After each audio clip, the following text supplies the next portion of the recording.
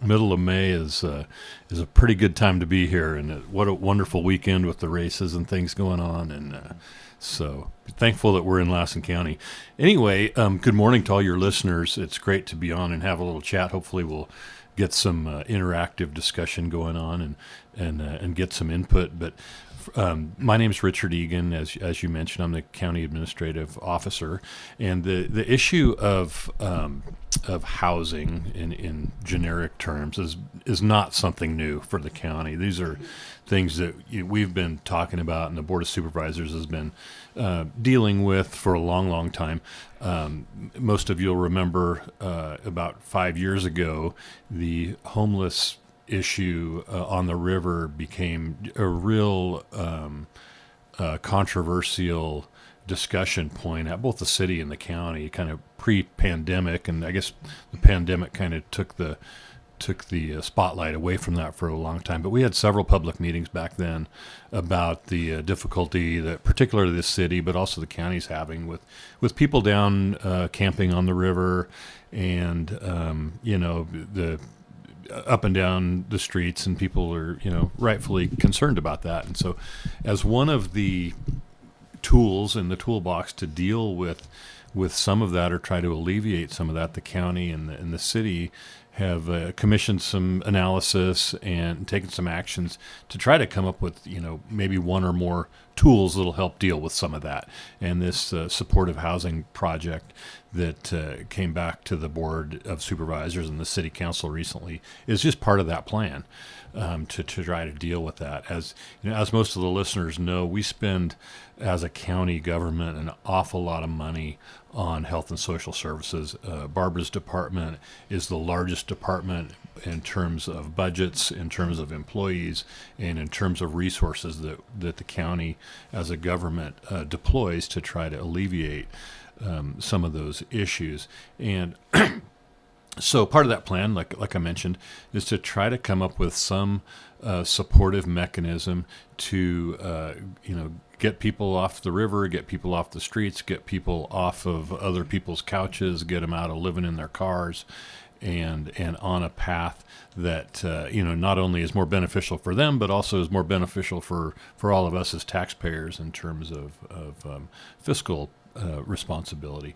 So anyway, I'm sorry to be so long-winded, but there is a lot of there's a lot of background to this. The county about 5 years ago contracted with a consulting firm to look at different sites throughout the county, and look at what sites and what projects might be viable for a contractor, a developer to come in and develop a site for a supportive housing project, and they did that.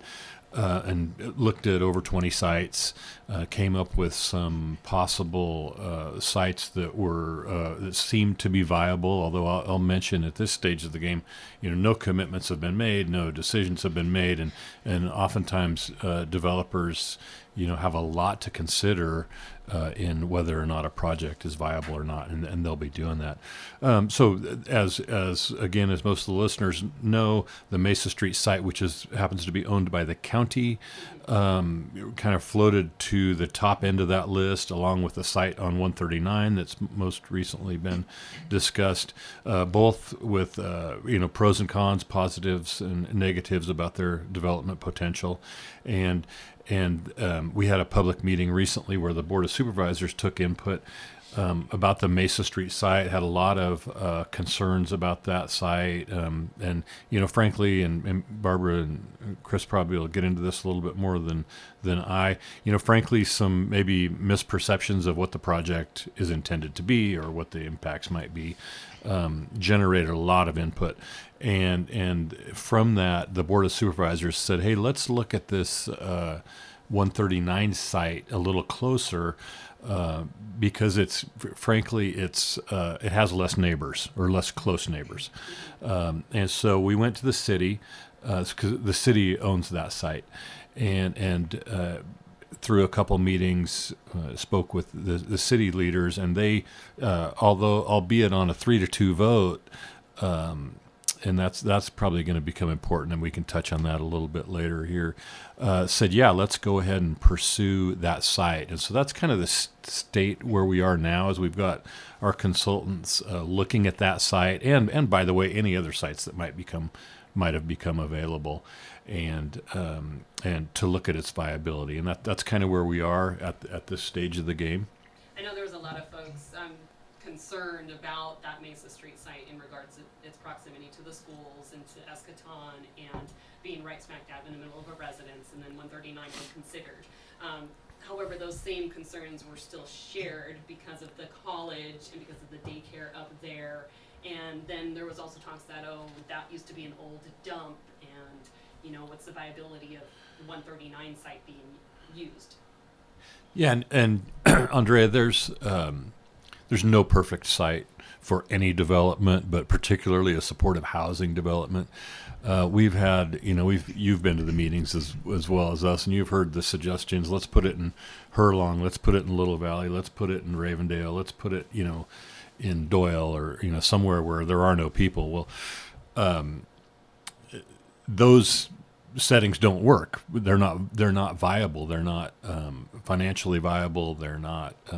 They just don't work in terms of this type of housing project. So we're constrained for a couple of reasons: funding and practical reasons, from where the project can be, and essentially, I mean, without drawing a circle around it, essentially that requires being pretty close to services, and in our certain services, and in our county, that basically means right around, in, or near the city of Susanville, and so that's where we focused. And that's where the project will need to be if it's going to be successful in terms of financing and providing services to those people that will take care of it. It's not that anybody at the county level, at least, wants to force a project like this in the city. It's just that that's naturally where it needs to occur to be successful and fiscally and financially viable. So it was more recently too that the budget was just increased for site analysis. So like you were saying, 139 hasn't moved forward any further than we're still considering it, we're still looking at it. Sure, and so like I mentioned, we looked at those 20 sites. Our consultant did beginning about 5 years ago, and 139 was on that list, continues to be on that list. But we felt it prudent at this stage, where we're getting a little closer to an actual project, to kind of freshen up that analysis and see, first of all, have any other sites become available? We don't really believe there have been, but it's worth a look.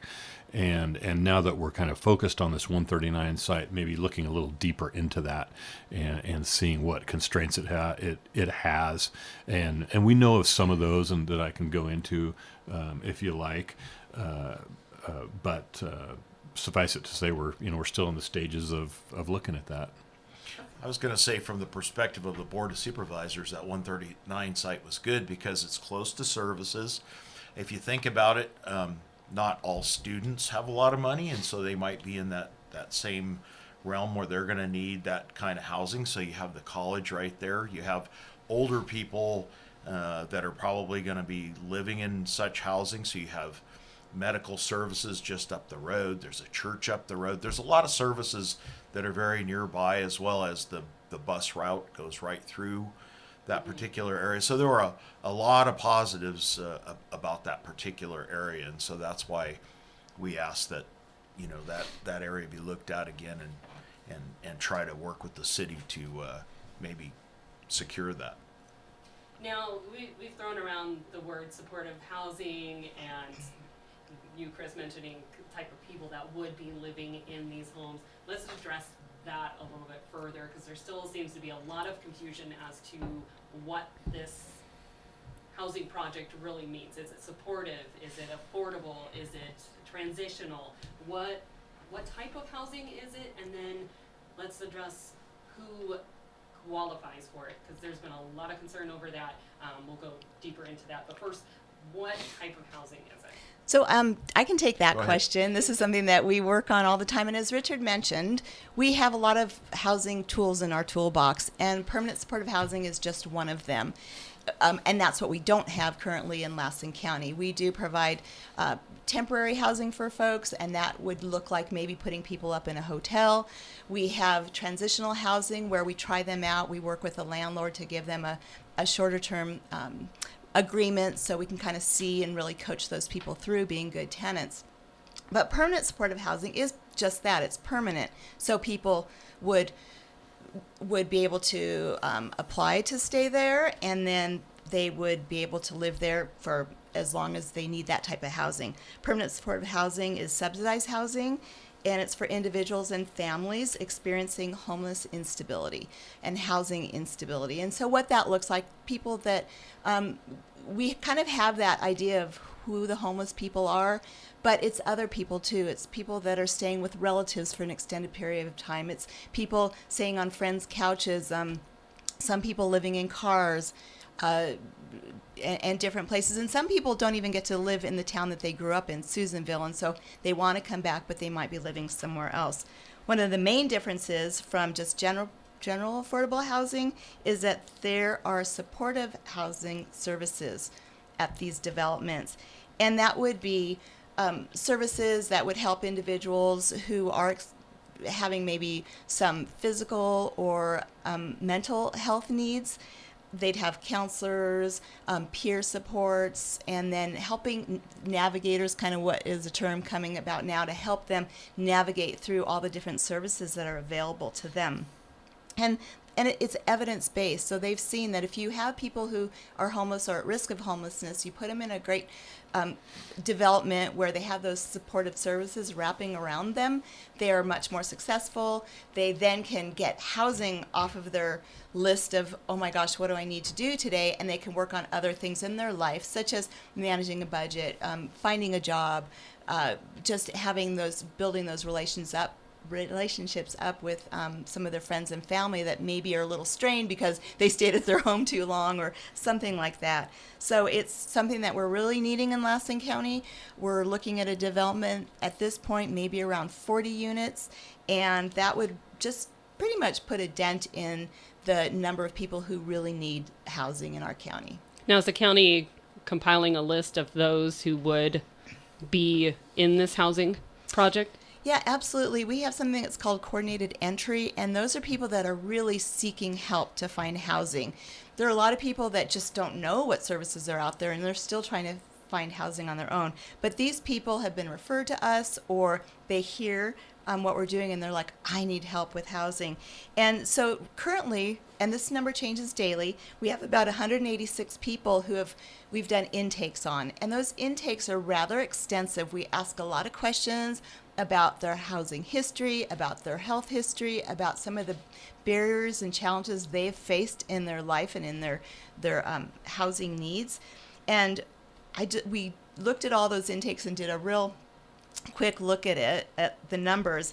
And I can tell you today, if we were to do that, we have out of those 186 individuals that we interviewed, about 138 are households, meaning there's more than one person in that household. And 28 of those households have children. So we've already heard from some of the data from our Lassen County Office of Education that there are about 74 children that are living in homelessness, and this identifies at least 28 of them. There are more out there. They are 37% of these individuals have experienced or are currently experiencing domestic violence. So they're escaping a place where they're homeless and living with other friends and places because they need to get away from a harmful environment. We have 63% of those people on this list have some kind of disability. And so, access to housing is always a challenge if you have a difficult time getting into your place. So, so this is a group of individuals that we could help them.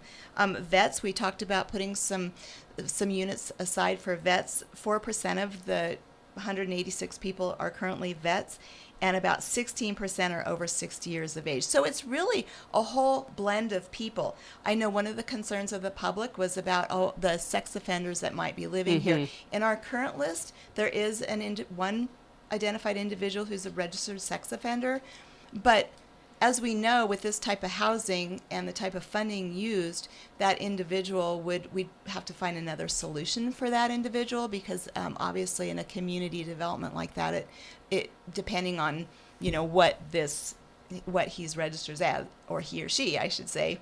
So sex offenders are excluded from the funding we have. It's there's an intake, and we do backgrounds on individuals. I will say that 23% of the people do report having a felony conviction, but we have to look at all those people on this list, and what a felony conviction looks like could be very different. It could just be a bad decision that they made a long time ago. We don't know. We look at each case individually. Do you dive that deep to piece apart and see what the felony on their record is, and if it's a safety hazard to the community? Exactly. When we do the housing development, we do background checks, or the developer, the management company would be doing that. And we do have in there, and the funding is very specific as to, the goal is to have a safe community, right? A project where everybody's safe, they're now housed. We don't want to create more problems.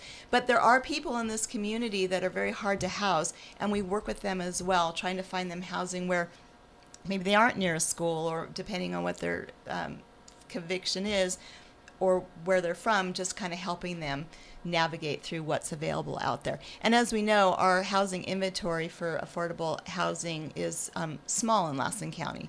So this would really help individuals with permanent housing. Barbara gave a good list of all the people who would qualify, but the one thing that we found is there are a number of county employees that have used these services in the past. Some of these employees don't get paid a lot of money, and so, it could be single parents raising kids. We had a couple of them, as you know, come and testify when we were at vets, or at the town hall, community there, meeting, and they were tearful in appreciation for what they've been able to do as a result of getting some of this funding for housing. And so we still have county employees that could probably use this, as well as all the older folks in our community that really can't, they may be living on Social Security and just can't afford the rising rates of rent and things like that. And so it's really important for us to think about those things when we're trying to develop this, and who might need this funding. So it does sound like those that would be living in these homes wouldn't be a safety concern to the community. And would the county have, or your department, Barbara, would Health and Social Services be able to see those applicants that not Danco, but just any of the developer would have? Would you have some control or look so that and can affirm that, yes, these are? So one of the things that I want to be really clear on is that we're looking for 40 units, but only 20 of them are designated for the permanent supportive housing. And so we provide that priority list and we work with the management to provide the list of individuals. The other 20, it's affordable housing, kind of what Supervisor Gallagher mentioned. It could be some people that are working. From the current data that we have, almost 40% actually have jobs and are bringing in an income, and they still can't afford the housing. So there's affordable housing, and then there's a permanent supportive housing peak component to it. So those high-risk individuals, we'd be working with the developer. We have the coordinated entry list, and we would prioritize them. And as those units become available, then we'd say, here are the list, and they've been screened, and we've done all the background and everything on them. So the other thing I really want to emphasize is this demographic that I just mentioned, that's a point in time today. But there's so many people that don't even reach out to us for a variety of reasons. Maybe they don't know about us. Maybe they are fearful. They don't want to come forward. Or maybe they just don't believe in government assistance. All those are valid. And so we're just trying to... This is a list we currently have right now. And I just want to emphasize there are a lot more in our county that need support. And and they just don't know where to go. So hopefully with some more community discussion, which I'd like to touch upon when you're ready to talk about how we're going to be including the community in some of our discussions moving forward. And you Okay. talked about security, and that's one of the components. They have to have the on-site security on these developments. So Right. And there's been concerns too from past developments where the security that the developer provided didn't stay on site or it just wasn't there.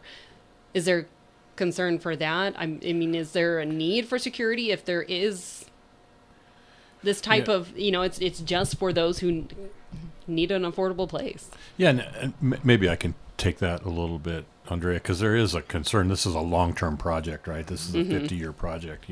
What happens in 20 years and so forth. And I think that, it's the spirit and intent of the project to have a well-managed, supportive housing project with proper security. And I guess if the county has a major role in this, and I think we do, not financially, but in ensuring that the commitments are in place to provide that is an enduring relationship with that developer, that there are some sort of checks in place to ensure, and whether those are financial, incentives or penalties or what have you, to make sure that the security is appropriate and consistent with the spirit of this project for the long term, not just for next year and 5 years from now. And of course, we're not breaking really new ground in this. These projects have been done elsewhere, and some of them have, had mistakes that we can learn from and craft our agreements as such. In other places, they've been really successful, and we want to make sure we do that. But that is really on us to make sure that we craft relationships, enforceable relationships with these developers to make sure that it endures. and also the relationship between the city and the county. We're an awful small county and city in relation to most other places in California, and so we're able to pay attention to that more. I think some of the ones that you're talking about were in larger cities. They were. That they might get lost, in the who knows what they're doing in those larger areas, but we can keep a close eye on what's going on in the development and probably manage that a lot better than the larger county or city. And if I may add that there are several types of housing developments out there that are funded by taxpayer funds, and they've evolved over the years. And so maybe it's hard to speak to every single development in the state, and I think you could pick apart every single development across the state, but we are focusing, as Richard and Chris alluded to, is we want it to be successful. We want to be good partners, and because if we as a local government, if we're successful, then the individuals living there will be successful and stable and be able to move on with their lives and their children and just live in a safe, secure place. We obviously will be there as we move forward. We've invested a lot in the housing team, I'm so thankful to the county for that. Some counties don't have what we have, but we've taken it seriously. We have a really great staff, and I see them being there every step of the way. And now talking about sustainability too through the years with the supportive services, what about staffing? I know there's been concerns that there's not enough staff to keep them in there and then help these people move along, and it's just going to eventually deteriorate. Sure. And Andrea, and that's been a discussion that we've had internally in the county a lot as well, because as you know, right now, and beginning before the pandemic, but certainly during the pandemic and after, there's just been a flood of money for health and social service projects, right? A lot of resources from state, federal level have been provided to jurisdictions like the county to provide those services. And that's good in the sense that we have resources to do what needs to be done now. But like I said, this is a 50-plus year project. What happens 20 years from now if that dynamic changes and all the resources are shifted back to, say, law enforcement or some other priority? And so that is, that's again, that kind of goes back and speaks to the importance of lasting agreements, enforceable relationships with these developers, and that's exactly what we're working on to make sure that those things are in place.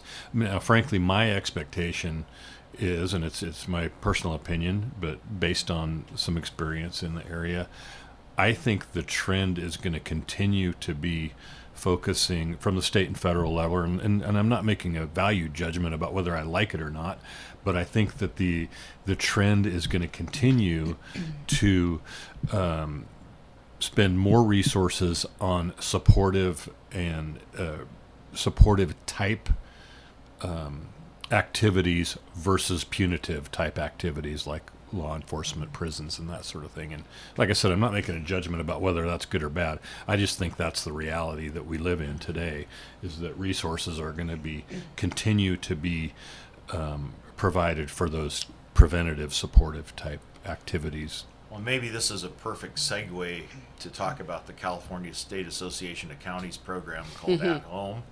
Those are some of the exact questions that they've asked and are working with the governor, because Graham Noss, who is our CAO, he says, who's supposed to be doing what, and how is it funded, and where are the authorities for this, and then if we can't achieve that result, who's responsible for it? And so, in working with the counties and the cities, we're trying to get the governor to, answer a lot of those questions that we all have. In 50 years, who knows what the funding is going to be, and the governor doesn't know. So we need to come up with a program whereby we all agree that this is how it's going to be handled. And so that's why they've focused on At Home, in order to try to work with everyone to make sure all those questions are answered and can move forward into the future. I think that leads to the involvement of the governor in all of this. I know this is a county project, a decision to move forward with and bring here. It's not mandated at this point, at least. Is there the potential that, say, this project, does fall off the table and that we don't move forward with anything, and money doesn't go towards it anymore? Will the state come in and say, this is coming in? Well, interestingly, I think all three of us might have, or four of us might have slightly different views of that, or what we think is going to happen. I mean, I'll share my personal view, perhaps, for what it's worth. I think a couple things about that. One, the homeless problem that we have in Lassen County is, when taken in context of the state, is so minor in a state of 40 million people, that I don't think, unless things drastically change in Sacramento, that we're really even on the radar in terms of that problem. When I look at the news and see San Francisco and Southern California and even Sacramento and other areas, the problem's so much more visible and larger, that I don't think the governor is going to spend a lot of time worrying about what happens in Lassen County in terms of, for example, forcing us to do certain things. Now, having said that, he does often paint with a broad brush, right? Mm-hmm. And issues mandates. Recently, he's issuing a mandate that we have to have a 24-hour response team for certain mental health things, which we're trying to work through. We just don't have the resources to do it, for rural areas. Mm-hmm. So the one size fits all thing is a bit of a risk. I think that there is some broad mandate that goes statewide that we have to comply with. I don't think, however, that it's going to be let's go get Lassen County because they've got 20 homeless people on the river. I don't think that's going to be an issue. So I don't know if that answers the question, but maybe I can give my perspective on that. The only thing that I agree with Richard. However, if he sees no movement in Lassen County, we don't do anything. We don't spend any of that money. Look what happened at the prison. I mean, we weren't on that radar either, and all of a sudden we were. Yeah. And so you never know. This governor, pulled us all together on Zoom on this particular topic. All the directors from CSAC, of which I am one, and he yelled at us. He took our funding away for a time period, got on Zoom and yelled at us for not doing anything, and then came out with this mandate that we are going to do something, and then gave the money back. And so you never know. He just goes off at times, and so it's hard to tell exactly what he's going to do. And that rolled out right after it was said that California houses 50% of the homelessness, Exactly. and he doesn't want that on Yeah, his he doesn't want that on his resume, charge. especially if he's going to run for president at some point. Who knows? Well, and I have a little different take than these two gentlemen, but one is, as the Director of Health and Social Services, my whole goal is to provide stability in our community members. And so I look to the governor and what he's doing and try to spin that so it helps Lassen County. And also we have housing element. We have documents from years past that say we do have insufficient number of affordable housing in Lassen County. So my goal is to go and let him get the governor get agitated and upset. I'll just go for some of that funding and I'll be applying for it, and we'll try to get money that way. But I also want to say, and it kind of touches upon the staffing too, is that in Lassen County, not just health and social services, but some of our county partners, organizations, and our other county departments and city staff, we're working together for a solution. And so, for example, when we do street outreach and we do our point in time count, everybody comes together. It's not just health and social services. It's not just our housing team. And so when I see how Lassen County rallies behind an issue, it impresses the heck out of me. And so I think for me, let the governor do his thing. I know Richard and Chris can manage that. I'm just going to try to be in there to swoop whatever we can to make something happen in Lassen County that works. Yeah, and I think from the county perspective, it's always interesting and fun to talk about what's going on in Sacramento and what are they going to do next week or next year or 5 years from now, and we're always surprised. But at the end of the day, I think from the county perspective, we need to look at what do we need to do for our community. And if there's a program that's that helps us do that at the state level, great. Let's take advantage of that. Let's do what we can. If not, then let's not. But I think what should drive us, or what we I think collectively agree to, is what drives us is what's right for our community. Yeah, and exactly like you mentioned, one new initiative that they want, it wouldn't work in Lassen County, and so we're going to figure out how we can challenge that or get a waiver or something, and not part of the housing discussion, but just how the governor throws so much at us and it diverts our staffing and our energy towards something that will not work in Lassen Because County. oftentimes rural counties aren't considered in this. Yeah, it's so to Richard's point, we look to see what is going to help the county, and not just health and social services. His responsibilities obviously, and as well as supervisor, the whole county and other things too. But I just think that we continue to do what we need to do for Lassen County. One of the questions that came up during a lot of this discussions that the Board of Supervisors had was, and Richard, I think, even brought this up, is what happens 5 years from now in the funding stream? How do we keep this funded? Yeah, I did want to into address 50 the years? money. Yeah. And so that's part of this at-home project as well that CSAC is putting on. We're trying to determine exactly where that funding is going to come from and make sure it's there in 50 years, so that we're not coming up with general fund money to pay for these projects. Because at this point, there's no general fund monies being used. No, but also it's I'll ahead. jump in. So really, it's the burden of the cost lies on the developer. He's the one that has to go into debt for this to try to get tax credits, and then kind of the ongoing support that we're talking about for us would be our staffing dollars. So that's what we have to look at and manage as we move forward and see how we can do that in an efficient, effective way. And then also the use of the housing vouchers that we have we're a part of, and so that's federal dollars to help with housing.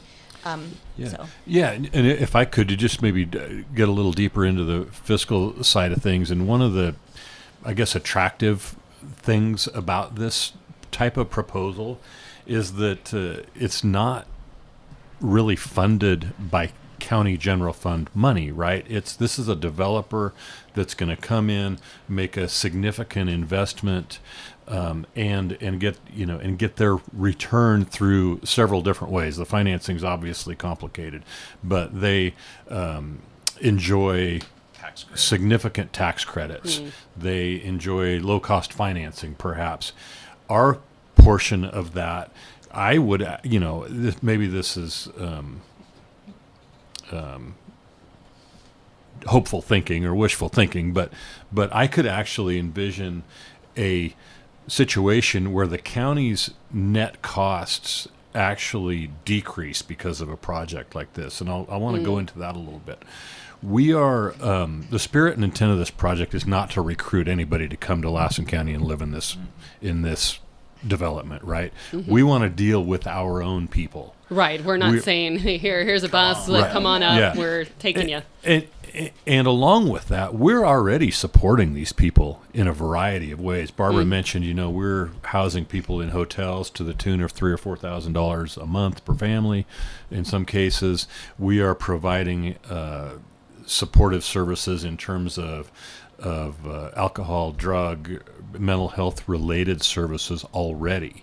This presents an opportunity for at least a segment of those people to do that a little more efficiently. And maybe get somebody else even to pay for the part of the cost, right?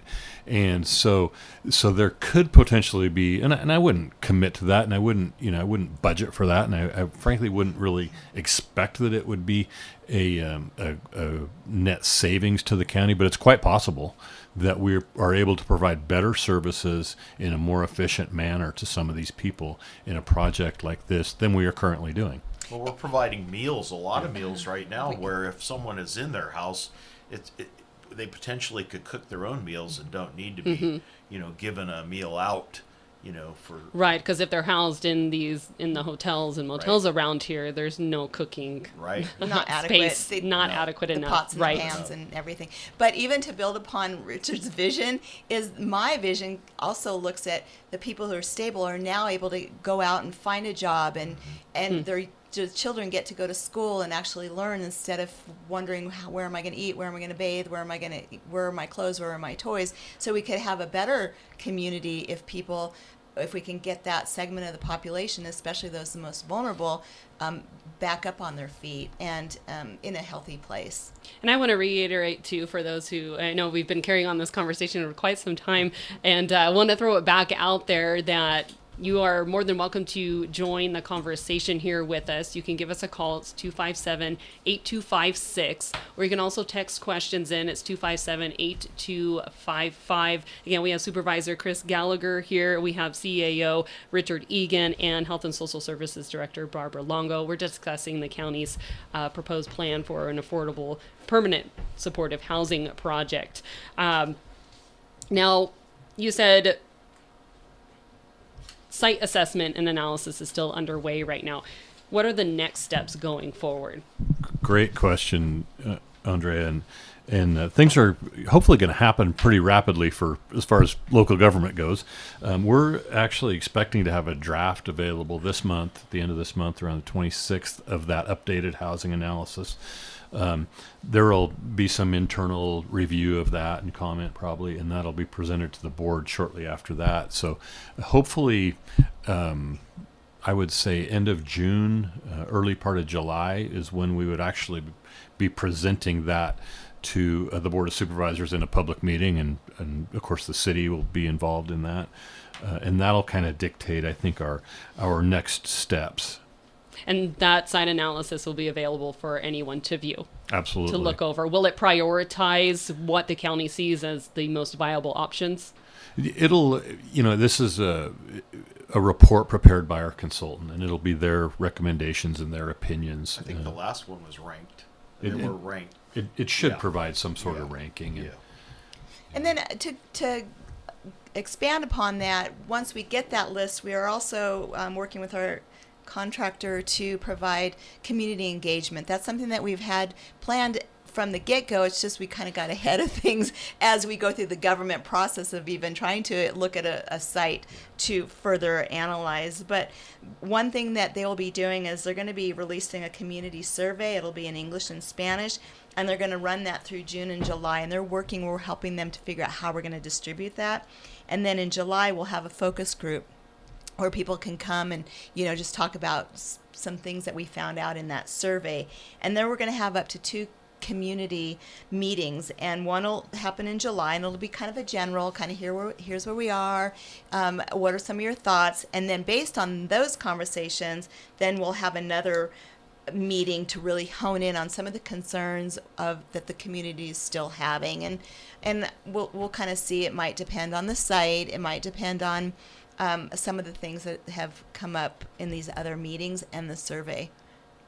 And that's beneficial because there was a lot of talk of the county not being transparent enough when this all first started. I was just going to say the same thing. we can't do any of this in secret. It always has to be in public. So, there was a lot of talk about how we were doing this stuff under the table or something, but no decisions had ever been made about that other site.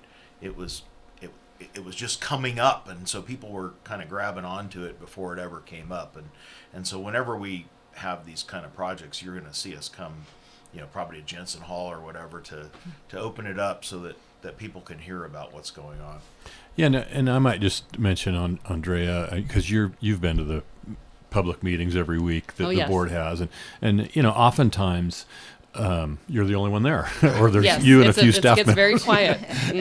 and so people aren't, as tuned into what is going on at those meetings, even though our agendas are published on the website and scattered around social media and so forth. They aren't really hearing the discussion that's going on, and I think something we as a county government and probably city and others need to be cognizant of is you guys do a great job of trying to get the word out on the radio. We used to have a newspaper in town that every week people could kind of look at and see what happened at the board meeting, and they don't have that anymore. And so we all just kind of need to be cognizant of that and try to push the information out in other ways, and we're working on trying to do that. But I guess I do get a little put off at the notion that these things are trying to be done in secret, because they're really not. Not everybody's there listening to the meeting. I understand that, but none of this has ever been done in secret, and it's never been the intent of the county or the city to do any business in secret. So. And building in general is a long process, and doing a community development project is even more intensive and takes time, and you need a lot of people on board. And yeah, as Richard said, it was never our intent to try to sneak anything through. We just have a process where to even start the conversation, it has to be public, because the board, our role, Richard and my role, is to share with the board kind of what our plans are, our thoughts are, and get their approval to even move forward. So we couldn't really move forward until we had that conversation with the board in a public setting. Mm-hmm. So those upcoming meetings will be in June and July? That is right now. Tentative? Well, it's part of the contract, the agreement that we have, that extension that you talked about. They're working on it right now. Like I said, the community survey will go out pretty soon. Early, hopefully next month in June. And then they're also updating the frequently asked question list that we have, and that way we'll just keep adding information to that. And folks can follow along. We do have a housing Facebook page, but we also have, if you have any questions or concerns, or the community does, we do have, we're still doing phone in Lassen County. We still answer the phone and provide things. So you can have a one-on-one conversation with one of our specialists, housing specialists, and that number, if I may, is 530-251-8336, and that's a direct line to housing and the manager there. Her name is Grace Poor. And then we have an email that they all pick up, and it's housing@co.lassen.ca.us. And there's also a Facebook page where we're posting some of the information about the community meetings and where we are once we get those dates finalized. And so people can look out for that information. And definitely we'll be sharing it here as well to get out Fantastic. as much as I appreciate possible to that. get community involvement.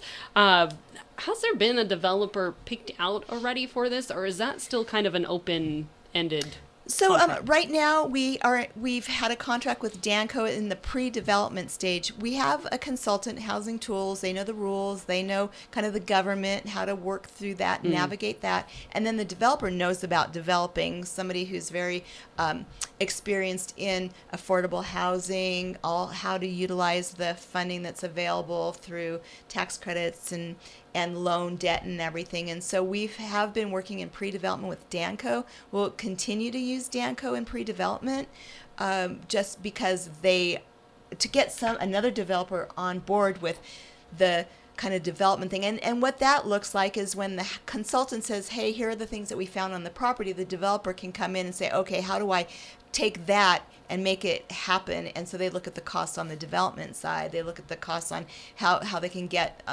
potentially secure funding. And so they get that. You need that pairing. And so that's kind of the direction. We're working with Housing Tools, which you mentioned the extension, and then we'll be extending or proposing to the board to continue with Danco in pre-development, since that expertise is there and he's been on this project, or the company has been on this project since several years now. Several years, yeah. Yeah, and if I could add to that, Andrea, because I know this topic has come up at a few public meetings, is, why doesn't the county we have local contractors here. Right. Why don't we hire a local contractor to do this project? And I guess I'm here to say if anyone knows of a local contractor in the area that wants to commit to managing a 50-year supportive housing project, send them our way. We are all ears. But the reality is that this is a specialty, and the contractors and the companies that do this are not general contractors that build custom homes, right? They are managing a long-term project. They actually hire, the people that we kind of think generally of as contractors to do building most of the time. And I would expect that, if there are competitive contractors in the area, that they would compete for the business of the actual construction of the project. But the long-term management of a project like this is much more than the simple construction. And you've thrown this out a couple of times, 50-year commitment, basically. Is that the commitment in the contract to Danco, should they move forward with this project? So right now we don't have a contract for the development of the property. So it will be a requirement of some of the funding that they manage it for 55 years. Oh. And they'd have to manage it, and that's part of the funding agreement. And they are the ones that go into debt, so it's their debt that they're holding their hat on. That's why we need somebody who's really experienced in this area. And as Richard said, yes, please, if there's anybody locally, but also this contractor, whoever we contract with, if they're out of county, they're certainly going to be looking to working with the local contractors here for subcontracting. And the interesting part is when I was the police chief in Arcata, Danco was the one that made the project, this type of project happen in Arcata. I left before it was finished, but when I go back and talk to people that I know there and that saw the project completed, they're very happy with what Danco did there. And so it's interesting that I'm back in this situation where the same thing is happening. So, because there were some concerns that folks were saying, what happens if 5 years down the line the developer just sells it off and it just goes to whomever, and then the management piece of it's gone, and the supportive services of that is gone as well. So there are some projects out there. There is some funding to just rehab a place or build, and that's about a 5-year commitment. That's kind of what you're talking about. Somebody could come in, rehab something, and then after 5 years walk away from it, and then whoever is now responsible for that will have to maintain the upkeep and everything. So that's some funding that's out there. We're looking at that as well. Like Richard mentioned, we have a variety of housing options available to us, and we're exploring every single option. The other thing, just to go back to permanent supportive housing, is that they have to have maintenance reserves. They have to have maintenance on site. I don't know if it's 24/7. I don't know that level of detail, but I know they have to have reserves. So every year they'll have that money to do the standard upkeep that you need to have on a unit, a development such as this. So it's not something that they could just build and walk away from. No, they have to have reserves. They have to have that maintenance aspect to it. They do. Yeah, and also, Andrea, I think the financing, like I said, is pretty complicated, but the tax credits and things that they receive, if they fail to do that, they lose that. And so there are some incentives and some severe penalties for not doing, following through on the agreement that's reached. And they also have on-site audits, people coming in and from the funding sources that Richard's, alluding to, is that they just don't get to get the funding and that's done. And see, in 55 years, they come in annually and take a look at the units, make sure that everything's up to standard. And as standards change, as we know, they'll have to do the upgrades to whatever it is, earthquake protection, whatever it is. Speaking of earthquakes, no, I'm just kidding. Which, and by the way, and I think this is kind of important, that's very different from the structure of, a lot of substandard rental property that currently exists in the county, right? Which we at the county have multiple code cases ongoing at any time, and the city does as well. So, the notion of ongoing management is probably better, I would argue, in a project like this That sound nice. than it is in some of the situations we have currently. And as you mentioned, it's also when you start the development, you're going to upgrade the utilities and the sites, like sidewalks, and they have to bring that wherever this is up to standard. So whether it's sidewalks, whether it's sewer lines or drainage or whatever, that's some of the things. So up front, the community, whoever's around that development and the community in general will benefit from that as well. And we are on the last couple minutes here of our special Viewpoint hour with you, and unfortunately we will have to end it, but anything in closing that you'd like to share before we part ways? Well, I can start. I'd like just people to get involved when they hear about these meetings that we're having. We'd love to hear from them, and I'll just invite everybody who wants to participate. I strongly encourage them to do so. And thank you I for would your agree time. with that. The Board of Supervisors wants to hear the input from people in their various districts. So, come and make your voice known, and we're going to try to have the best project possible if that's what we're going to move forward to do. Yep, and I guess I'll just close by saying board meets the second, third, and fourth Tuesdays of the month. We always enjoy having members of the public come and hear what they have to say. And I've been dying to mention this all hour, and it's fine. I finally can. We're commencing the third and final phase of the construction of the old courthouse today. The contractors are on site, and they will be working on the interior improvements and hopefully completing that project around year end. So that's just Very a nice project that we're really looking forward to completing, and I think it's going to give uptown Susanville a little bit of a lift, and some great facilities for our county workforce, public meetings, and so forth. So It'd be nice to board will see have a new everyone. home. Yes, I was going to say it'd be it. nice to see an updated building the year in and better equipment and all that kind of stuff. So it'd be great benefit for the community. Again, I appreciate all of you joining us for this hour of your time to discuss this further. And again, want to share that number if you do have continued questions that you'd like to reach out to the Housing Division. It's 530-251-8336. You can also email. That's housing@co.lassen.ca.us. Again, Richard, Chris, Barbara, appreciate you being here, and it's been a pleasure, and we'll have to continue the conversation another time. Thanks for Thank you inviting so me. forward to much. it. Yeah. Appreciate it. Definitely. And there you have it, our special Viewpoint hour here discussing permanent supportive housing in the county, that project. Coming up next, we have more of Mark Lee Van Camp and Robin show right here on 1240 KSUE. And you can look forward to more news coming up at noon and at 5. Have a good rest of your day.